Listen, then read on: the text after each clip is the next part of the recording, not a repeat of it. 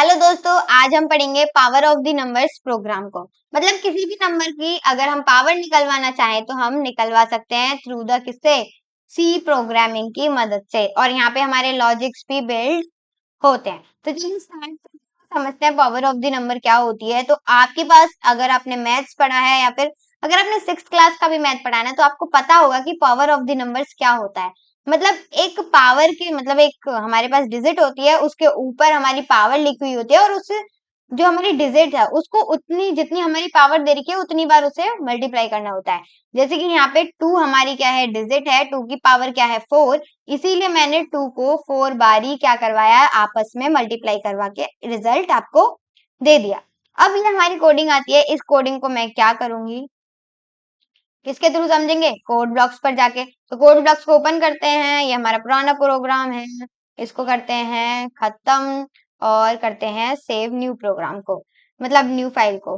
तो यहाँ पे हमारी क्या है, पावर है, तो पावर डॉट सी मैं इसका नाम लिख रही हूँ, हैशटैग इंक्लूड stdio.h हम यहाँ पे लिखेंगे। तो स्पेलिंग में कोई भी मिस्टेक नहीं होनी चाहिए। देन इंट मेन मेथड को करेंगे स्टार्ट और फिर अपने करेंगे कर्ली ब्रैकेट्स को ओपन करके अपनी कोडिंग को स्टार्ट। तो कोडिंग को स्टार्ट करने से पहले सभी चीजों को कर लेते हैं सही। और यहाँ पे अपने सबसे पहले हम यूजर से क्या कहेंगे कि हमें एक नंबर दीजिए, मतलब एक नंबर दीजिए जिसका आप पावर निकलवाना चाहती हैं और पावर भी बताइए। तो उसके लिए हमें 2 बार स्कैनफ का यूज करना पड़ेगा या फिर आप एक बारी में कर सकते हो, वो आपके ऊपर है। लेकिन मुझे अच्छा लगता है कि जब मैं 2 1 बाय 1 स्टेप बाय स्टेप हमारी हमारे साथ सारी चीजें होती हैं। तो सबसे पहले मैं एक इंट नाम नम नाम का एक वेरिएबल बना देती हूँ और इस नंबर की पावर भी चाहिए होगी, तो पावर हम क्या बना देते हैं, एक वेरिएबल पावर। ठीक है, इस तरीके से। अब इतना ही बहुत है। इसके बाद मैं यहाँ पे डिफाइन करूंगी सबसे पहले प्रिंट एफ में कि हमारा जो प्रोग्राम है वो किस चीज का है। तो it is a program of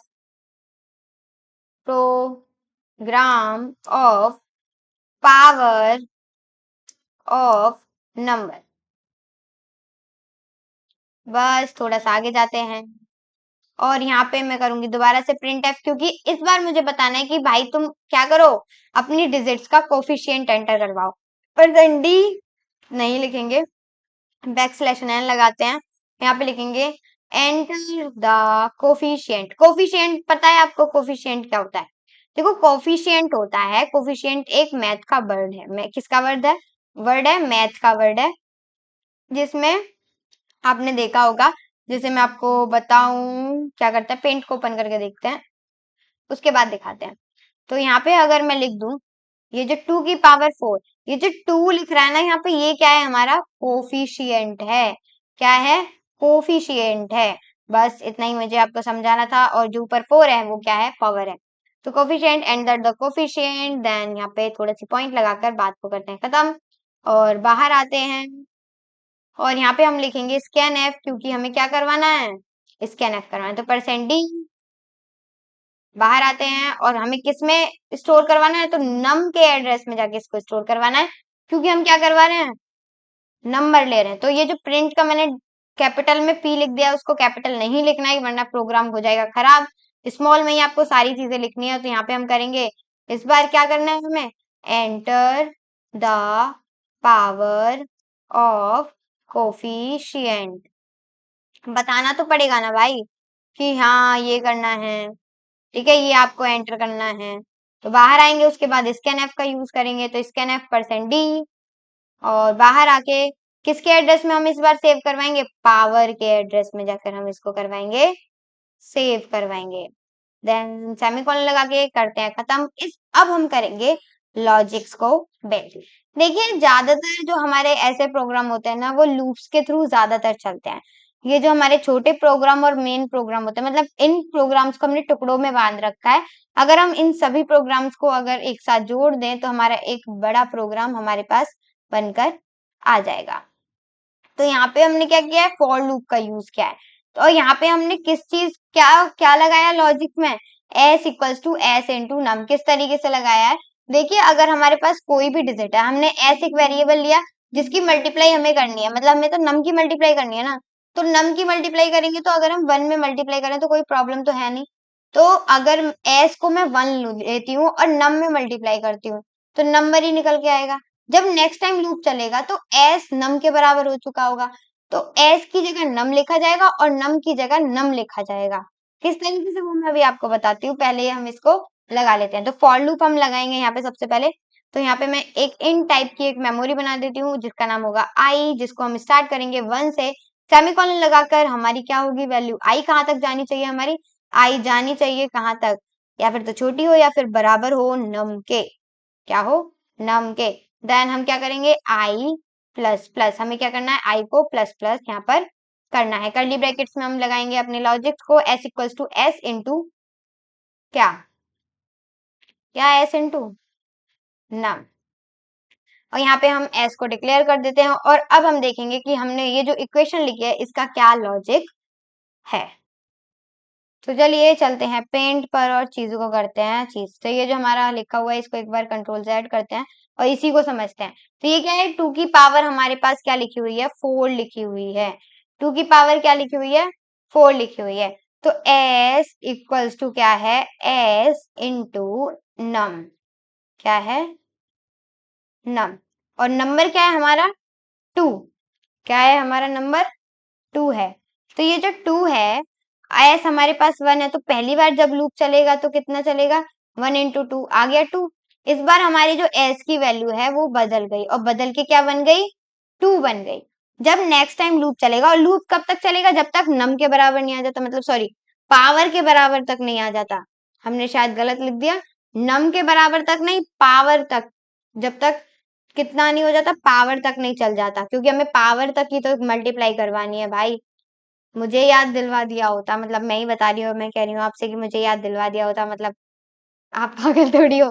कोई बात नहीं, तो समझ में आ गया होगा आपको। अब जब नेक्स्ट टाइम चलेगा लूप तो आई क्या हो जाएगा, प्लस में हो जाएगा, और क्या हो जाएगा, पावर के बराबर नहीं होगा लेकिन पावर से अभी भी कम रहेगा। तो क्या होगा, हमारा जो प्रोग्राम है वो दोबारा से रन होगा। इस बार जो एस है वो 2 है, इस बार जो एस है, अगर मैं एस लिखूं तो एस क्या है, एस इंटू नम, तो इस बार हमारा एस क्या है 2 और इनटू नम क्या है 2, तो हो जाएगा 4। इस बार हमारी दोबारा से एस की वैल्यू बदल जाएगी जो कि ये है, और बन जाएगी, ये क्या है हमारी 4 बन जाएगी एस की वैल्यू। इसको ही हम दोबारा से चलाएंगे, क्योंकि हमारी जो आई है वो क्या बन जाएगी इस बार, अभी हमारी आई कितनी थी, 2 बनी थी, अभी पावर के बराबर तो नहीं आई है, 4 तक चलानी है हमें। इस बार हमारी बन जाएगी 3, इस बार चलाते हैं। अब थर्ड बार चलेगी तो हमारी एस क्या है इस बार 4, और नम क्या है हमारा 2, और हमारा आंसर क्या आ जाएगा, एस बन जाएगा इस बार 8। इस बार 8 जो हमारा एस है वो किस में चेंज हो जाएगा, 8 में चेंज हो जाएगा। नई वैल्यू निकल के आ गई एस की, हमारा फिर से हुआ। अब हमारा क्या हुआ 4, अब हमने क्या लगाया था, 4 के बराबर भी तो लेना है, तो 4 का भी चलेगा। अब दोनों बराबर हो गए, और जब इससे आगे निकलेगा जब प्रोग्राम क्या हो जाएगा, बंद। लेकिन अभी चलेगा क्योंकि अभी क्या कर रहा है, हमारा हमारा जो लूप है अभी भी हमारी कंडीशन को क्या बता रहा है, ट्रू बता रहा है। तो हम क्या करेंगे, 8 हमारा आंसर आया, तो इस बार सम जो हमारा एस है उसकी वैल्यू क्या है 8, हम क्या करेंगे 8, और नम कितना है हमारा सिंपली 2, और हम इसको मल्टीप्लाई करेंगे तो हमारा आंसर आ जाएगा 16।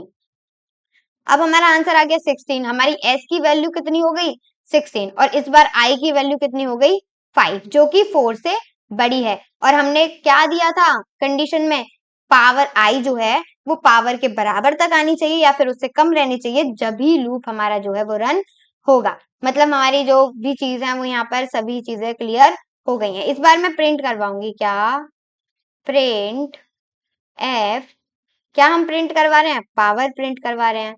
तो पावर पावर ऑफ जो भी नंबर है उसका देंगे percent D is percent D, क्या दे रहे हैं, पहला परसेंट डी क्या है नम, और दूसरा परसेंट डी क्या है एस। क्यों, क्योंकि हमारा पावर क्या निकल के आई है एस। अब हम इसमें रन करते हैं और देखते हैं कुछ गड़बड़ तो नहीं, तो कुछ भी गड़बड़ नहीं है, हमारा प्रोग्राम रन हो चुका है। और यहाँ पे बोल रहा है it is a program of the power of the number and enter the coefficient. अब मुझे कोफिशिएंट लेना, मान लीजिए 2, enter the power of the coefficient, मैंने लिया 4, आंसर कितना आना चाहिए 16, क्या आंसर 16 आ रहा है, तो यस पावर ऑफ 2 इज 16।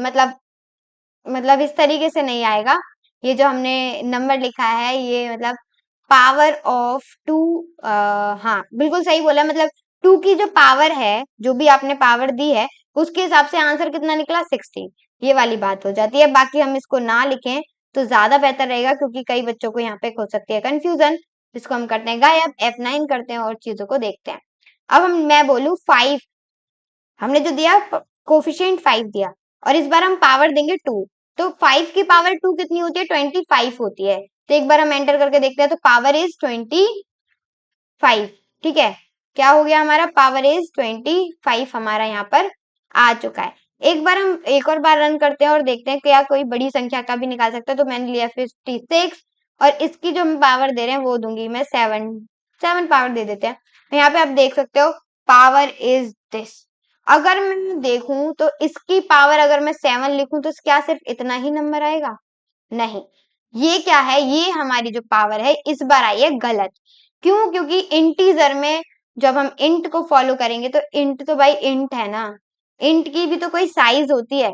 तो साइज क्या होती है हमारे इंट की, 4 बाइट होती है, 2 बाइट्स हो सकती है।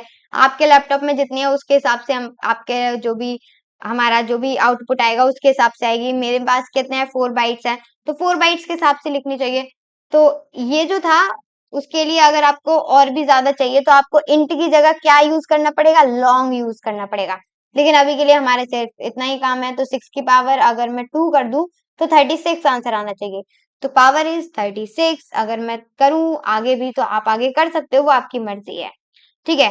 पावर्स को भी चेंज कर सकते हो, ऐसी कोई बात नहीं है। F9 करते हैं, देखिए इस बार मैंने क्या किया, 2 की 6 को लिया और मैंने पावर कितनी दी, 3, और इसका आंसर क्या आ रहा है, 213। मतलब इसकी आपने पावर चेंज करी और आपका रिजल्ट आ गया चेंज, क्योंकि हमने 6 को 3 टाइम्स क्या करवा दिया, मल्टीप्लाई करवा दिया। आई होप सारी चीजें क्लियर हो गई होंगी, समझ में आ गई होंगी। अभी भी कोई कंफ्यूजन, कोई भी डाउट या फिर कुछ भी ऐसा है जो समझ में नहीं आया तो आप हमसे पूछ सकते हैं कमेंट बॉक्स में लिखकर।